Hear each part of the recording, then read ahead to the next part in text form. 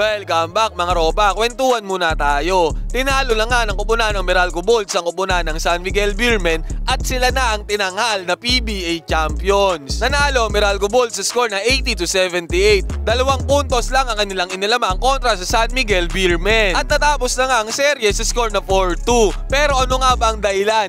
Bakit natalo ang San Miguel Beermen laban sa kupunan ng Meralco Bolts? Nanguna para sa kupunan ng Meralco si Chris Newsam with 15 points, 5 rebounds at 4 assists. Sinundan niya ni Alin Maligsi with 14 points at 3 rebounds. Si Bong Quinto ay nagambag din ng 11 points, 2 rebounds at 3 assists. At si Chris Banquero ay umiscore ng 10 points, 8 rebounds at 8 assists. Si Raymond Almasan ay umiscore ng 9 points at 10 rebounds. Samantalang sa kabila naman si Junmar Pardo ay umiscore ng 21 points, 12 rebounds at 5 assists. CJ Perez ay mayroong 14 points, 9 rebounds at 4 assists. At si Marcio Lassiter ay 11 points, 2 rebounds at 1 assist. Buong game mga ropa, hindi nakatikim ng kalamangan ng kupunan ng San Miguel Beermen. Talagang determinado ang kupunan ng Meralco Bolts na mag-champion na ngayong season. Kung titignan natin ang stats, lamang nga ang San Miguel Beermen sa free throws dahil 35 free throws ang kanilang binato at 22 ang naipasok nila dito. Samantalang ang Meralco Bolts ay 21 free throws lamang ang nai-attempt nila at 15 lang ang naipasok. Kung usapang 2-pointers ay match na match lang din ang dalawa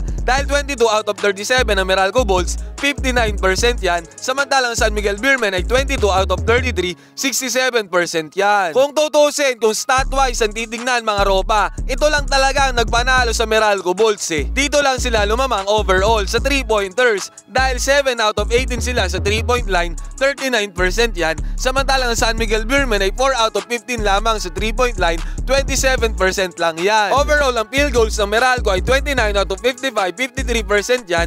At ang San Miguel Beermen naman ay 26 out of 48, 54%. Sa rebounds nga mga ropa, ay lamang pa ang San Miguel sa Meralco eh. 49 rebounds ang inana ng San Miguel, 41 lamang sa Meralco. At kung usapang assist naman, 18 assists ang nagawa ng San Miguel Beermen sa 16 assists lamang ng Meralco Bolts. Dahil nga 2 puntos lamang lamang ng Meralco Bolts kontra sa San Miguel Beermen, talagang di nakakapagtaka na talagang dikit sila sa field goal percentage. Sa crunch time nga mga ropa, marami nagsasabing 5-second violation dapat ang tinawag sa San Miguel Beermen dito. Yun nga lang ay hindi sila tinawagan kung kaya't naka 3 points pa itong si Junmar Pardo na nagbigay ng counting pag-asa sa San Miguel Beermen para may panalo pa sana ang Game 6.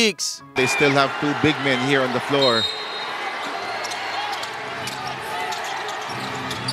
Who do they turn to here?